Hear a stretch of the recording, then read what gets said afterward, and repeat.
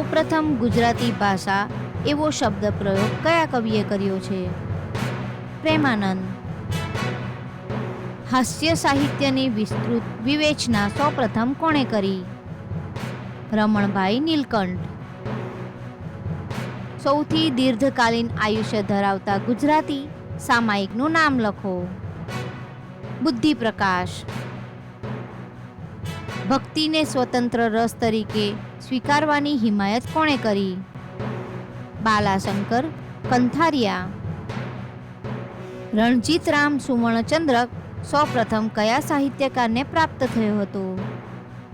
ઝવેરચંદ મેઘાણી.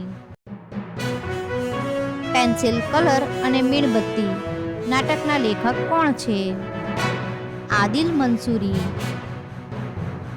પ્રસિદ્ધ નાટ્યકાર મહેતાએ રેલવે જીવનના અનુભવો કયા નાટક દ્વારા રજૂ કર્યા છે? આગગાડી. જળકમળ છાંડી જાને બાળ સ્વામી અમારો જાગશે આ કયા કવિની રચના છે? ભક્ત કવિ નરસિંહ મહેતા. શહીદ થયેલા સ્વાતંત્ર્ય સૈનિકનું શબ જોઈને ઝવેરચંદ મેઘાણીએ કઈ કૃતિ રચી હતી? મૃત્યુનો ગરબો. વહેતા સાથે સૌ કોઈ વહે કહેવતના જન્મદાતા કોણ છે? જ્ઞાની કવિ અખો. તને સાંભળે રે મને કેમ વિસરે રે ના કવિ કોણ છે?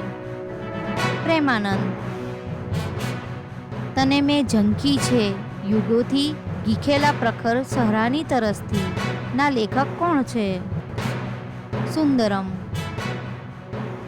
ગઝલકાર આદિલ મંસૂરીની સૌપ્રથમ રચના કયા સામાયિકમાં પ્રકાશિત થઈ હતી? કુમાર. રસ્તે ભટકતો શાયર પુસ્તકના લેખક કોણ છે? શેખાદમ આબુવાલા. કેન્દ્ર અને પરિત કોની ખ્યાતના કૃતિ છે? યશવંત શુકલ. દલપતરામનું નાટક લક્ષ્મી કયા ગ્રીક નાટક ઉપર આધારિત છે? પ્લુટસ. સંભવામી યુગે યુગેના લેખક કોણ છે? હરીન્દ્ર દવે. રાખના રમકડા મારા રામે રમતા રાખ્યા રે ગીતના રચયિતા કોણ છે? અવિનાશ વ્યાસ.